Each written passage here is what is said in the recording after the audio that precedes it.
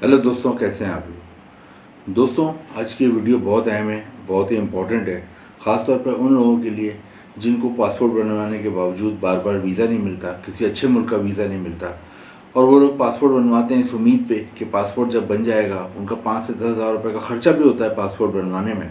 और उसके बाद पासपोर्ट बनवाने के जो उनका मेन ऑब्जेक्टिव होता है, मेन मकसद होता है, वो ये है कि ज़्यादा से ज़्यादा कि जल्द से जल्द वो किसी अच्छे मुल्क का, किसी अच्छी कंट्री का वीज़ा हासिल करें और बाहर जाके वो ज़्यादा से ज़्यादा पैसा कमाएं और अपनी फैमिली का मुस्तकबिल बनाएं।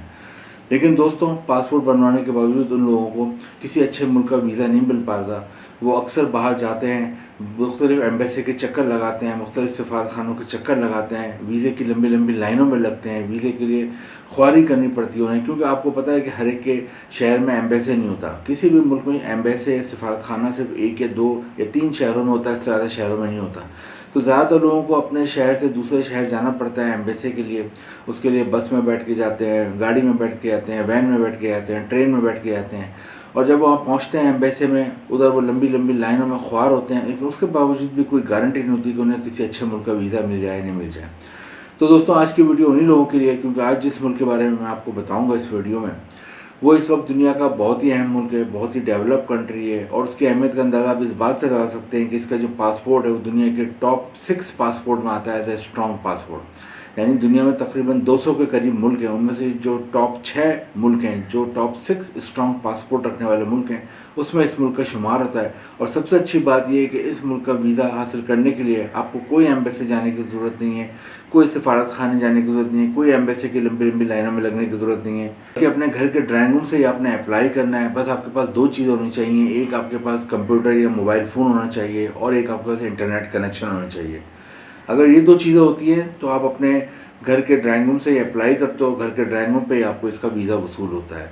सबसे अच्छी बात यह है कि आपका टाइम भी बचता है जब आप एम्बेसी नहीं जाते, और दूसरी बात आपका पैसा भी बचता है, क्योंकि एम्बेसी जाने के लिए लोगों का गाड़ी में, वैन में अच्छा खासा पैसा खर्च हो जाता है। और फिर टाइम का अलग नुकसान होता है, अगर कोई कारोबार करना है, कोई जॉब करे तो वहाँ से छुट्टी लेनी पड़ती है पूरे 1 दिन के लिए सफारत खाने जाने के लिए। तो दोस्तों, इस मुल्क का एडवांटेज एक तो ये कि आपको घर बैठे इस मुल्क का वीज़ा मिल जाता है। दूसरा इस मुल्क का एडवांटेज ये है कि यहाँ पे अगर आप चले जाते हो तो आप अपने विजिट वीज़े को वर्क वीज़े में कन्वर्ट करा सकते हैं। दोस्तों, ये बहुत बड़ी फैसिलिटी है, क्योंकि किसी भी मुल्क में जब विजिट वीज़े पर आप जाते हो तो ये अलाउ नहीं किया जाता है कि विजिट वीज़े को वर्क वीज़े पे कन्वर्ट कराया। लेकिन इस मुल्क में आपको ये अलाउ होता है कि अगर आप जाते हो इस मुल्क में, अगर आपको कोई जॉब वहाँ मिल जाती है, कोई जॉब की बात हो जाती है, आप जॉब करना शुरू कर देते हो, तो वहाँ पर आप अपने विजिट वीज़े को वर्क वीज़े में कन्वर्ट करा सकते हैं। एक और बहुत बड़ा एडवांटेज है इस मुल्क का। और दोस्तों, तीसरा इस मुल्क का बहुत बड़ा एडवांटेज है कि यहाँ यूरोप के मुकाबले में, इंग्लैंड, यूके के मुकाबले में तकरीबन आपको डबल तनख्वाह मिलती है। यूरोप में, इंग्लैंड में अमूमन 5 से 6 लाख रुपए पाकिस्तानी रुपीज़ में तनख्वाह मिलती है, लेकिन इस मुल्क में अगर आप जाते हो और वहाँ पे जॉब मिल जाती है तो आपको तकरीबन 10 लाख के करीब पाकिस्तानी रुपीज़ में आपको यहाँ पे माहाना तनख्वाह मिलती है, जो कि एक बहुत बड़ा एडवांटेज है। और इसी मकसद के तहत आप बाहर जाते हो कि ज़्यादा पैसा कमाएँ और अपनी फैमिली का मुस्तकबिल बनाएँ। तो दोस्तों, जिस मुल्क की मैं बात कर रहा हूँ, ये दुनिया का बहुत ही तरक्की याफ्ता मुल्क है। जैसा कि मैंने बताया, टॉप 6 स्ट्रॉन्ग पासपोर्ट रखने वाले मुल्कों में आता है। दोस्तों, जिस मुल्क की मैं बात कर रहा हूँ, इस मुल्क का नाम है न्यूजीलैंड। न्यूजीलैंड ऑस्ट्रेलिया के करीब वाक़ है, ऑस्ट्रेलिया इसके पड़ोस में वाक़ है। और दोस्तों, न्यूजीलैंड में न्यूजीलैंड डॉलर चलता है। यहाँ की आबादी 50 लाख है और यहाँ का जो कैपिटल है वो वेलिंगटन है, और यहाँ का जो सबसे बड़ा शहर है वो ऑकलैंड है।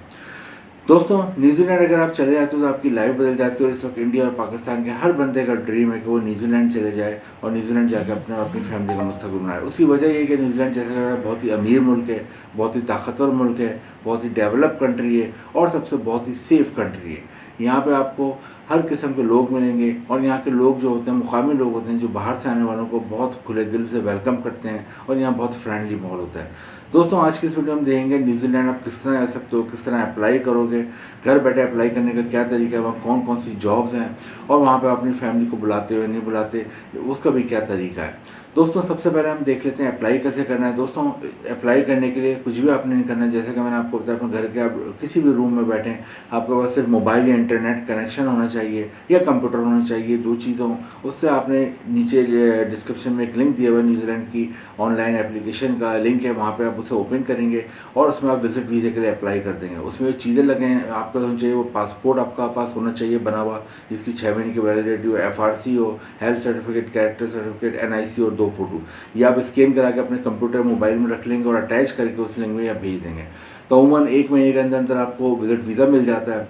ये अमूमन 6 महीने तक का, 3 से 6 महीने का विज़िट वीज़ा होता है। वहाँ पे आप चले जाते हो, वीज़ा फ़ीस भी बहुत कम है, एक आदमी की 20,000 रुपये, और अगर आप हैं, आपकी वाइफ है, अगर 2 बच्चे हैं फ़र्ज़ कर लें तो तकरीबन 50,000 रुपये का वीज़ा फ़ीस का ख़र्चा होता है, और इंडियन रुपीज़ में तकरीबन 20,000 का वीज़ा फ़ीस का ख़र्चा होता है।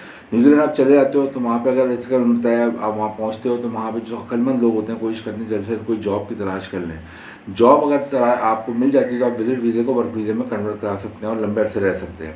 तो दोस्तों, जॉब कौन कौन सी है वो भी आपको बताया। तो न्यूजीलैंड में सबसे ज़्यादा जॉब्स हैं डेयरी और मिल्क और मीट की सनत की, यानी डेयरी कहते हैं जो दूध वगैरह हम चाय में यूज़ करते हैं, बच्चे जो फीडर में दूध पीते हैं छोटे बच्चे, उसके यहाँ पे बहुत ज़्यादा प्रोडक्शन होती है। उसकी वजह ये है कि यहाँ पे तकरीबन 1 करोड़ के करीब गाय भेड़ बकरियाँ पाई जाती हैं। इस मुल्क की अपनी आबादी 50 लाख है, लेकिन अल्लाह ताला ने बहुत ज़्यादा मवेशी पैदा किए हैं, गाय भेड़ बकरियाँ 1 करोड़ के करीब हैं। तो यहाँ पे दूध एक तो बहुत वाफिर मकदार में होता है, पूरी दुनिया में यहाँ से एक्सपोर्ट होता है, और दूसरी चीज़ जो यहाँ पे होती है वो गोश्त बहुत ज़्यादा होता है पूरी दुनिया में, वो भी यहाँ से एक्सपोर्ट किया जाता है। तो दोस्तों, मीट और डेयरी की सनत में आपको जॉब मिल सकती है, पढ़े लिखे हो, फूड इंडस्ट्री में कुछ आपने एजुकेशन है, या कोई भी आपकी बीएससी है, एमएससी है, या कोई भी आपकी एजुकेशन है फूड के हवाले से, मीट के हवाले से, डेयरी के हवाले से, या जनरल एजुकेशन भी आपको अच्छी जॉब मिल जाती है। और एजुकेशन नहीं भी तो आप एज अ लेबर या एज अ वर्कर भी मीट और डेयरी सनत में काम कर सकते हैं। दूसरे यहाँ पे एग्रीकल्चर में बहुत जॉब है। एग्रीकल्चर में यहाँ पे बहुत ज़्यादा चेरी बेरीज होती हैं। आपने कीवी फ्रूट का नाम सुना होगा, वो कीवी फ्रूट इसीलिए कहते हैं वो न्यूजीलैंड में उगता है। और बहुत सारी सब्जियाँ और फल उगते हैं, जिसकी वजह से एग्रीकल्चर, जिसे हम आम ज़बान में इंडिया और पाकिस्तान में खेती बाड़ी कहते हैं, उसमें भी आराम से जॉब मिल जाती है। कोई एजुकेशन है, मास्टर बैचलर एग्रीकल्चर में किया हुआ, जब जॉब मिल जाती है। लेकिन एजुकेशन नहीं है, लेकिन आपको काम करना आता है एग्रीकल्चर में, खेती बाड़ी में, कि हार्वेस्टिंग क्या होती है, फार्मिंग क्या होती है, क्रॉप्स को कैसे लगाते हैं, किस तरह बीज लगाते हैं, किस तरह फसलों को उतारते हैं, किस तरह एक जगह से दूसरी जगह ट्रांसपोर्ट करते हैं, किस तरह फसलों को रखते हैं, कितने टेम्परेचर में मेंटेन करते हैं, ये तमाम चीज़ें अगर आपको आती है, आपको एग्रीकल्चर में अच्छी जॉब मिल जाती है। थर्ड नंबर पे यहाँ होटल रेस्टोरेंट इंडस्ट्री में बहुत जॉब है, क्योंकि यहाँ लाखों की तादाद में टूरिस्ट हर साल घूमने आते हैं, क्योंकि बहुत ही खूबसूरत कंट्री है और बहुत ही सेफ कंट्री है।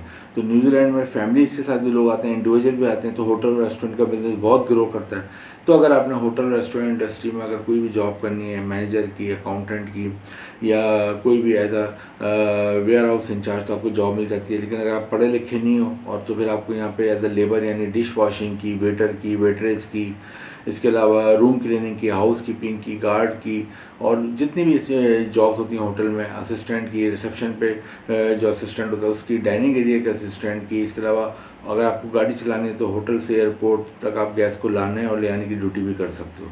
नेक्स्ट यहाँ पे कंस्ट्रक्शन में बहुत जॉब है। अगर आपको कंस्ट्रक्शन के वजह से सिविल इंजीनियर, आर्किटेक्चर में तो अच्छी जॉब मिल जाती है।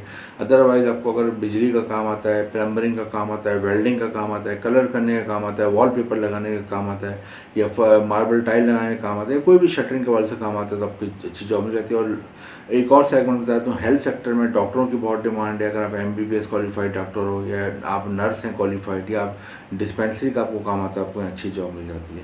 दोस्तों, ये तमाम जॉब्स हैं न्यूजीलैंड में। न्यूजीलैंड में अगर आपको जॉब मिल जाती है तो सबसे बड़ा एडवांटेज होता है, आप विजिट वीज़े पे जाते हो, जो मैंने बताया पीछे, तो वहाँ पे आपको जॉब मिल जाता है, आप विजिट वीज़े को वर्क वीज़े में कन्वर्ट करा लेते हैं, तो आप वर्क वीज़े में कन्वर्ट करा लेते हैं, और ये बहुत बड़ा एडवांटेज होता है, और फिर आप लंबे अरसे रह सकते हैं। दोस्तों, न्यूजीलैंड में एजुकेशन सिस्टम बहुत अच्छा है, हेल्थ सिस्टम बहुत अच्छा है, यहाँ का क्राइम रेट कुछ भी नहीं, यहाँ का क्राइम रेट बिल्कुल ज़ीरो है। तो दोस्तों, न्यूजीलैंड जैसे मैंने बताया शुरू में कि यहाँ की जो आप जिस मकसद से जाते हैं पैसा कमाना, वो भी यूके के मुकाबले में डबल सैलरी मिलती है। यूके में तकरीबन 5 से 6 लाख रुपए माना सैलरी मिलती है, यहाँ पे आपको 10 लाख के करीब सैलरी मिलती है। तो न्यूजीलैंड के लिए अप्लाई करें, बहुत ही ज़बरदस्त कंट्री है। खासतौर पे पाकिस्तान इंडिया के वो लोग जो अपनी अपनी फैमिली का मुस्तकबिल बनाना चाहते हैं, उनके लिए न्यूजीलैंड से बेहतर कोई ऑप्शन नहीं है। इंपॉर्टेंट लिंक नीचे डिस्क्रिप्शन में है। वीडियो इन्फॉर्मेटिव लगी हो तो लाइक करें, शेयर करें और चैनल को सब्सक्राइब करें। Thank you.